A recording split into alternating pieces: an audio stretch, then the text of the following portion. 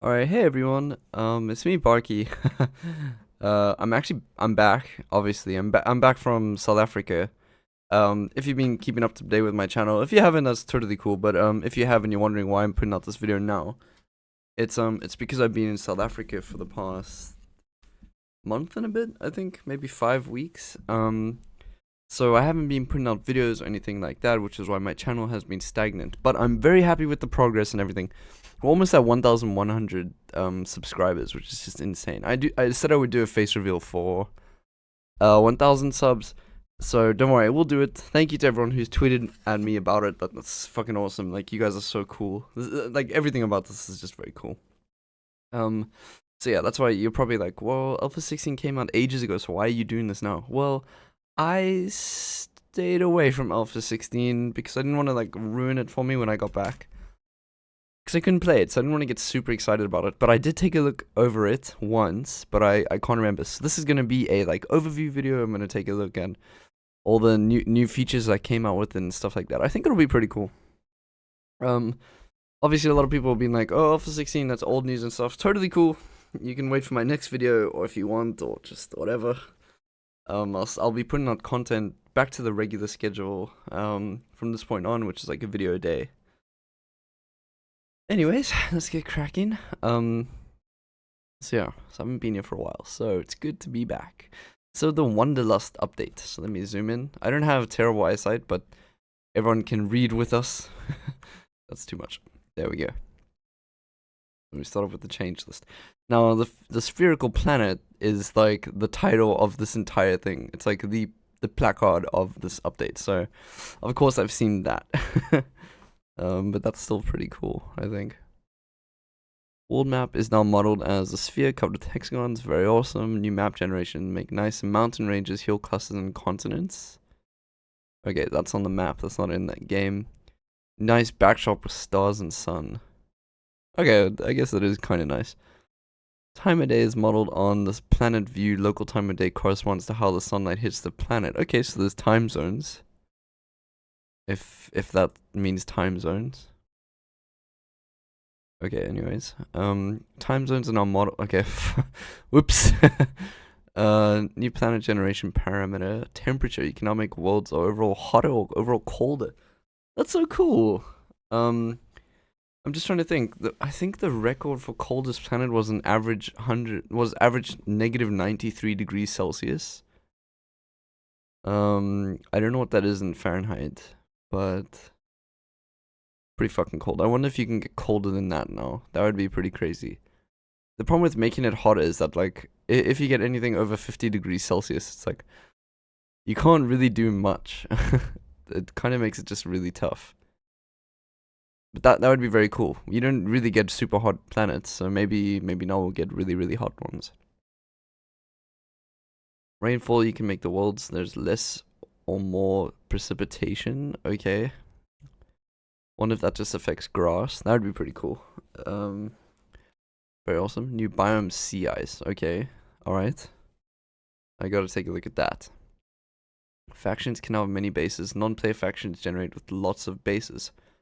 Okay, that's probably gonna tie into the Caravans thing. Ah, sorry. Kinda sick. There can now be multiple local maps at once. For example, you can have your colony running as well as a group of soldiers attacking an enemy base. That is fucking cool. That's probably the best part of this whole update for me. The fact that you can attack an enemy base. That's very cool. Like, seriously, good job, Tynan. You told me on Reddit that you watch my videos, so I'm hoping that you check this one out. But yeah, that's really cool. Character bar at the top of the screen shows all your colonists. Okay, cool. That was a mod. I know a lot of people spend time on the forums and a lot of people spend time on Reddit, and then there's a lot of people in those two groups of people who don't overlap at all. So I'll be really curious because I don't read the forums very often except to get mods. I don't read any other part of the forums. So I'm really curious to know if most of these ideas came from the forums or if they came from Reddit. Yeah, I think that'll be pretty cool. If you're someone who doesn't use Reddit very often, the subreddit r/Rimworld, Hit me up in the comments. Tell me what you think. If I don't think anybody will actually watch this video, it's so late. Players can now gather up groups of colonists, prisoners, and animals, and form caravans travel across the world's surface. Okay, pretty cool. Caravans are formed using a special create caravan dialogue. That's pretty awesome. So there's a max limit based on how much weight. How do you know what the weight limit is? Does every caravan have its own weight limit?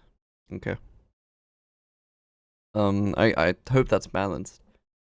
Caravans appear as units in the world map where they can be ordered around similarly to draft to soldiers in the local map. Oh, okay, so you can like right click and tell them to go here. Caravans can incidentally meet friendly... Oh wait, sorry. Caravans can be ambushed by enemy factions or manhunting animals. This produces a local temporary map. Fucking awesome. Caravans can incidentally meet friendly traders and trade. Okay, also cool. Other faction bases trade with them. Faction bases have more stock and better prices than traders who come and visit your colony. That's very, very cool.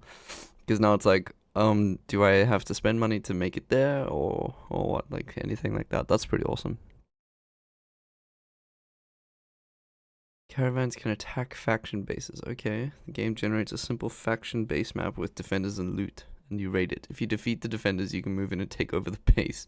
For now, generating bases are quite simple. Okay, that's a good start. That's really, really awesome. Caravans can settle and form new colonies. Okay, that meets up with what was said earlier, and that you can have more than one base. Abandon your base, shift to new ones. Okay, so it's getting a bit more nomadic. That's very cool. Time of year. Okay. Cold mines close off. Alright, local hilliness. Movement speed of the people in the caravan, or whether they're wounded to carry. Okay, very, very cool. It's possible to abandon people and items from caravans. Abandoning people will, depend on the context, produce sad thoughts from their friends and relatives, especially if you abandon them in circumstances that seem impossible to survive. Huh. That's weird. So, how wealth in Rimworld works, if you don't know, is that it literally just calculates how much stuff you have. So I'm wondering if you put it on a caravan and kind of ship it away, does that take into account your wealth? Will your wealth change? Kind of interesting to think about. I wonder if Tynan has thought about this. I mean, he probably has, because, you know, he's dev. But yeah. New game ending. A friendly person offers a ship, but it is distant across the world map. If you travel there, you can escape the planet and complete the game, but traveling there will take a long time, and you'll need to stop at various points to build up supplies or solve problems. That is awesome. That is awesome. Awesome, awesome, awesome. Okay, transport pods. I actually did a video on the transport pod teaser image. It got a ton of dislikes. I know, because Tynan said don't show any footage of Alpha 16. But he said that after the photo was released, people just came in and disliked it. Which kind of like, okay. But it wasn't bad or anything, just weird. But good on people for respecting a dev's wishes. It doesn't irritate me or anything like that. It really doesn't. Okay, anyways, you can build transport pod launches and transport pods. These let you launch their contents long distance across the world map over oceans and mountains. It's kind of like Caravan, but quicker, I guess. Obviously, you can't... actually, I don't know. Yeah, actually, I have no idea. Pods can be targeted on enemy bases where you can perform drop-in raids and drop right on top of the base or drop outside it just like raiders do to you. Oh, that is so cool. That is so cool. Wait, did I miss this? Oh, pods can be targeted on empty wall tiles, send a caravan of people and gear there. Okay, I figured. Pods can be targeted on existing combat maps, other bases you control, allows you to do things like resupply and ongoing siege. Oh, that is awesome. Reinforce a weak. Okay. So now that's starting to make sense. So they're more of a desperate kind of thing. The caravans are probably the cheaper option in the long run. Pods are like the expensive, get things done quickly option. Okay. Transport pods require chem fuel, which can be bought, founded, drilled from the ground, so you can't. Or refined from wood or food using new refinery building. Okay, that's good.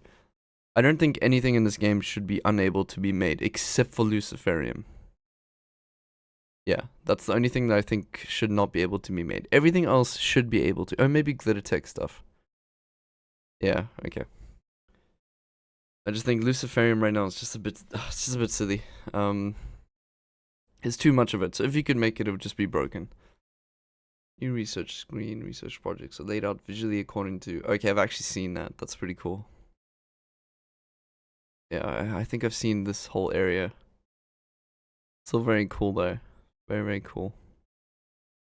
In order to avoid annoying players by having animals always follow their masters even into combat, players can configure when animals will follow their masters. There are 2 toggles: follow while drafted, follow while hunting, taming. Oh, okay, very awesome. Very, very cool. Drug rebalance, alright. Increase drug addictiveness. Okay, that's good. Drugs can now damage the body. Alcohol's brain damage or liver cancer, smoke leaf, asthma, lung cancer. Psychite can damage kidneys, wake up and goat juice can damage the brain, and generalized overdoses can cause brain damage. Okay. Pretty hectic stuff. Pretty cool though. Drugs are more lucrative on the market. That's pretty awesome. Now a random chance of an overdose when taking drugs, even if just taking 1 dose. Okay, added a 3rd toggle on the drug policy saying whether you can use the drug to feed an addiction or separately from drug usage. Awesome. That's something that I complained about a lot. So it's good to see that changed. Added a way to administer specific drugs to people, including prisoners, animals, and downed people. Ooh, that's very awesome. So you can give Luciferium to someone who needs it. Very cool. That should have been added in a long time ago, but it's still very awesome. Mallory blocked. Oh yeah, I saw this. Okay, cool. That's good. That's good, because Mallory block was almost useless. Drug chemicals effects are modulated by body size. Elephants need a lot. Oh, so you can't just kill Thrumbo like the way I do by just getting it drunk. Luciferium occasionally heals old wounds or scars. Okay, because it wasn't broken enough. It's harder to get, less of an ultra. Okay, that's awesome. So they made it a bit stronger, but made it a little bit harder to get. I've been saying that for a while. You get way too much of it. Like, stats not stacked differently. More additive, less multiplying to reduce some exploits. Okay, cool. Also a good thing.